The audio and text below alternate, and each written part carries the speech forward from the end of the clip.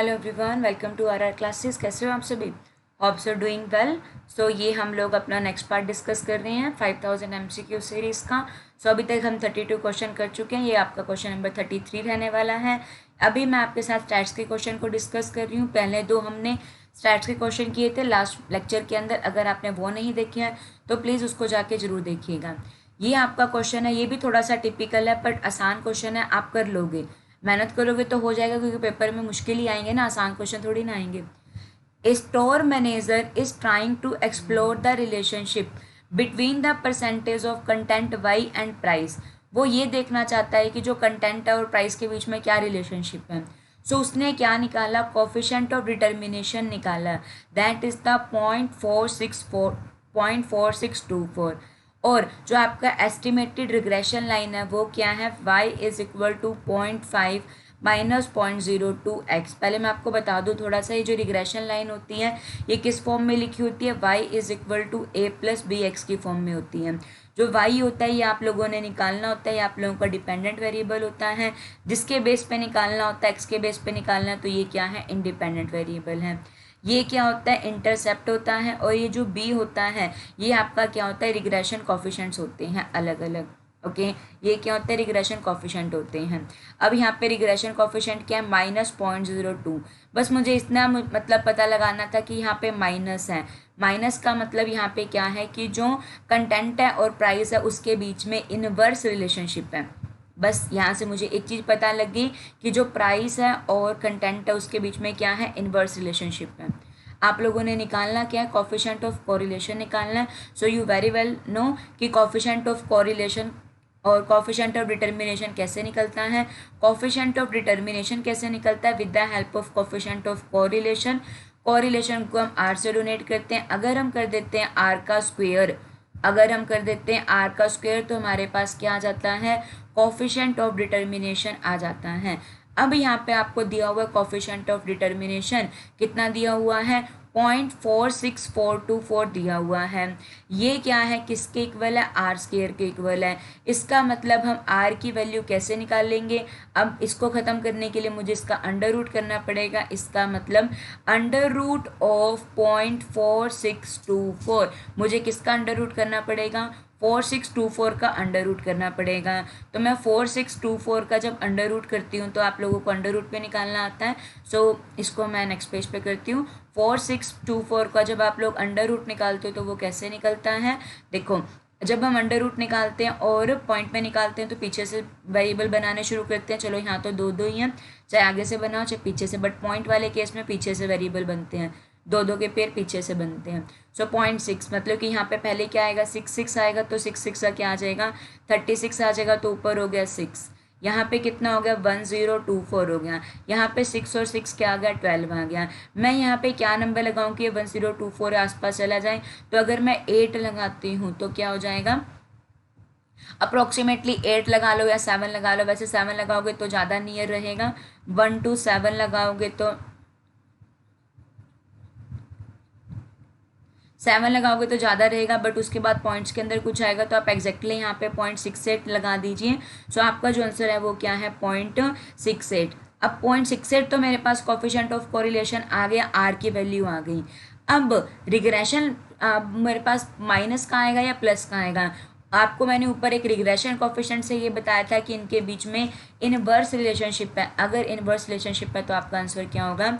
-0.68 होगा। अगर क्वेश्चन अच्छा लगा हो तो प्लीज़, समझ में आ गया हो तो प्लीज़ कमेंट बॉक्स में बता देना, नहीं आया तो बता देना ताकि मैं दोबारा एक्सप्लेन कर दूँ। ओके, और ना आया हो तो प्लीज़ एक बार दोबारा रिपीट मोड पे सुनना, आ जाएगा। ओके, सो 0.464 का आप अंडर रूट करोगे तो 0.68 आगे समथिंग आएगा, तो मैंने उसको 0.68 में कन्वर्ट कर लिया। सो अगला question 34 question, which of the following statement on testing of hypothesis is always true?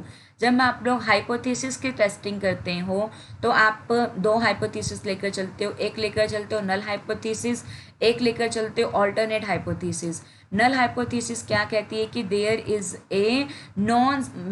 A zero difference between the variable. मतलब जैसा आप कह रहे हो वैसा ही है, कोई भी डिफरेंस नहीं है। फॉर एग्जाम्पल, इस वाली डिसीज से पर्सन ठीक हो जाएगा तो वो हो जाएगा, ओके, इस पर्टिकुलर मेडिसिन से इस डिसीज़ का इलाज है, तो वो है, मतलब कि वो बात ठीक है, जो कही जा रही है वो बात ठीक है।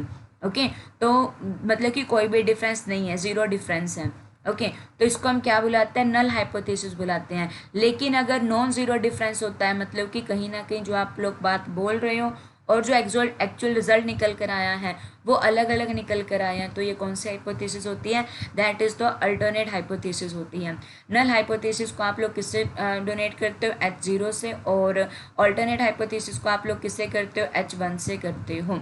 ओके, सो यहाँ पर क्या लिखा हुआ है आप लोगों को बहुत अच्छे से पता है, लेवल ऑफ सिग्निफिकेंस क्या होता है। लेवल ऑफ सिग्निफिकेंस ये आप लोगों को कैसे पता चलेगा। ओके, आप लोगों ने बहुत अच्छे से पढ़ा हुआ है कि अगर हम नल हाइपोथेसिस को क्या करते हैं, अगर हम नल हाइपोथेसिस को, वो ट्रू है, नल हाइपोथेसिस आप लोगों की ट्रू है, फिर भी उसको क्या कर देते हैं, रिजेक्ट कर देते हैं, तो उसको हम लोग क्या बोलते हैं, टाइप 1 एरर का नेम बोलते हैं। क्या बोला जाता है, टाइप 1 एरर का नेम बोला जाता है। ट्रू को भी गलत कर रहे हो, लेकिन अगर आप क्या करते हो, गलत हाइपोथेसिस को, अगर आप फॉल्स हाइपोथेसिस को एक्सेप्ट कर लेते हो, तो इसको हम क्या बोलते हैं, टाइप 2 एरर का नेम बोलते हैं। ओके, टाइप 2 एरर का नेम बोलते हैं। तो जो टाइप 1 एरर होता है इसको हम बोलते हैं लेवल ऑफ सिग्निफिकेंस। क्या बोलते हैं, लेवल ऑफ सिग्निफिकेंस, मतलब कि हमारी प्रोबेबिलिटी क्या है कि हम सही चीज़ को भी क्या कर रहे हैं, गलत कर रहे हैं, सही चीज को भी रिजेक्ट कर रहे हैं, that is called the level of significance. और लेवल ऑफ सिग्निफिकेंस क्या होना चाहिए, कम से कम होना चाहिए, जितना कम होगा उतना ही क्या होगा, बेटर होगा। लेवल ऑफ सिग्निफिकेंस जितना कम होगा उतना ही बेटर होगा। उसके अपोजिट क्या होता है, लेवल ऑफ कॉन्फिडेंस होता है। लेवल ऑफ कॉन्फिडेंस जितना होगा उतना क्या होगा, बेटर होगा। ठीक है, फॉर एग्जाम्पल अगर 1% लेवल ऑफ सिग्निफिकेंस है, मतलब कि 1% चांस है कि हम डाटा गलत कर देते हैं, हम गलत डाटा को चूज कर लेते हैं, मतलब कि हम डाटा को गलत, सही को रिजेक्ट कर रहे हैं, 1% चांस है गलती करने के, तो 99% चांस है कि हमारा जो डाटा होगा वो क्या होगा, ठीक होगा। ओके, अब ये तो आप लोगों को सारी बातें समझ में आ गई। अब ध्यान से देखना यहाँ क्या लिखा हुआ है, when the null hypothesis is rejected at 5%, अगर आपकी नल हाइपोथेसिस को आप रिजेक्ट कर रहे हो 95% से, इट इज, मतलब कि वहां पर आपका जो कॉन्फिडेंस है वो कितना है, 95% है। ओके, 95% कॉन्फिडेंस है। तो अगर 95% कॉन्फिडेंस के ऊपर भी आप लोग क्या कर रहे हो, रिजेक्ट कर रहे हो, मतलब कि 5% प्रोबेबिलिटी के ऊपर भी रिजेक्ट कर रहे हो, तो क्या ये ज़रूरी है कि आप 99 के ऊपर भी आके रिजेक्ट करोगे, ये तो कोई ज़रूरी नहीं है। हो सकता है कि 99 के ऊपर आकर आप डाटा को सही कर लो, डाटा सही आ जाए उस टाइम पर, तो 99 वाले को हो सकता है कि आप लोग एक्सेप्ट कर लो। तो ये वाली बात गलत है कि अगर आपकी नल हाइपोथेसिस को आप 5% पे रिजेक्ट करते हो तो वो 1% पे भी रिजेक्ट होगी। हो सकता है कि वो 1% लेवल ऑफ सिग्निफिकेंस का मतलब 99% कॉन्फिडेंस लेवल के ऊपर क्या पता वो एक्सेप्ट हो जाए, तो ये वाली बात आप लोगों की गलत हो जाएगी।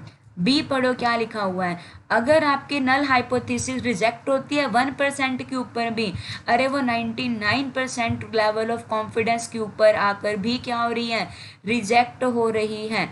अगर वो 99% लेवल ऑफ कॉन्फिडेंस के ऊपर भी आकर रिजेक्ट हो रही है, तो वो 95% पे तो ऑब्वियस ही बात है होगी। इसीलिए जो आप लोगों की बी स्टेटमेंट करेक्ट हो जाएगी। अगर आपकी नल हाइपोथेसिस रिजेक्ट होती है 1% के ऊपर, सो वो रिजेक्ट हो जाएगी 5% के ऊपर भी होगी। सो प्लीज़ होप सो आपको समझ में आ गया होगा। 4-5 स्टैट के क्वेश्चन थे, सारे दिमाग घुमाने वाले थे, होप सो आप लोगों को आ गया होगा। Question number 35, which of the following device would be considered as a typical sequential access medium. So magnetic hard disk, magnetic floppy disk, magnetic tape, तो कौन से वाला सिक्वेंटल असेस मीडियम है, that is the magnetic tape.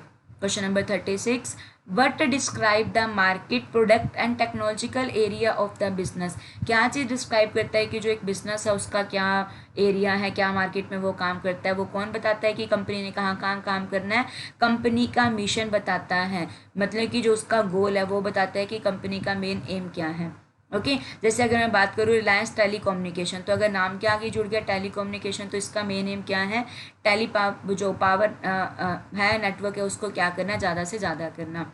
Okay, तो यहाँ पे आप लोग और भी चीज़ देखिए, जब बीसीजी मैट्रिक्स क्या होती है, जीई 9 सेल क्या होता है और 7 फ्रेमवर्क क्या होता है।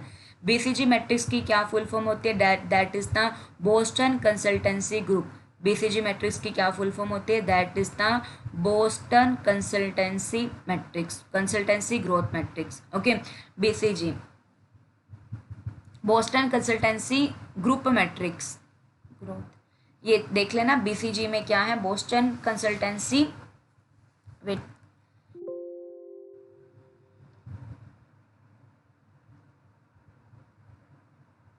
सॉरी, बोस्टन कंसल्टेंसी आप लोगों की जो बीसीजी मैट्रिक्स है वहाँ पर आप लोगों का क्या है, बीसीजी मैट्रिक्स होती है। वहाँ पे आप लोग क्या देखते हो, दो वेरिएबल को देखते हो। वहाँ पे आप लोग दो वेरिएबल को, कौन कौन से वेरिएबल को देखते हो, ध्यान से देखना। वहाँ पे आप लोग देखते हो ग्रोथ शेयर को, और सेकेंड आप देखते हो मार्केट ग्रोथ रेट को। ओके, किस किस चीज़ को देखते हो, ग्रोथ को और मार्केट को। जिनकी दोनों चीज़ें हाई होती है उनका मार्केट शेयर भी हाई होता है, और दोनों चीज़ें हाई होती हैं इसको हम क्या बुलाते हैं, स्टार बुलाते हैं। ओके, जिनकी दोनों चीज़ें लो होती है, मार्केट के अंदर ग्रोथ भी नहीं है और शेयर भी नहीं है, वो क्या होता है, डॉग होता है।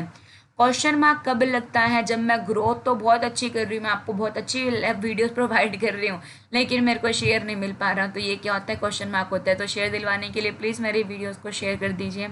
ओके, सो यहाँ पर क्या लगता है, क्वेश्चन मार्क लगता है। जहाँ पे ग्रोथ तो मैं कर रही हूँ लेकिन मुझे शेयर नहीं मिल पा रहा, तो क्वेश्चन मार्क लग जाएगा।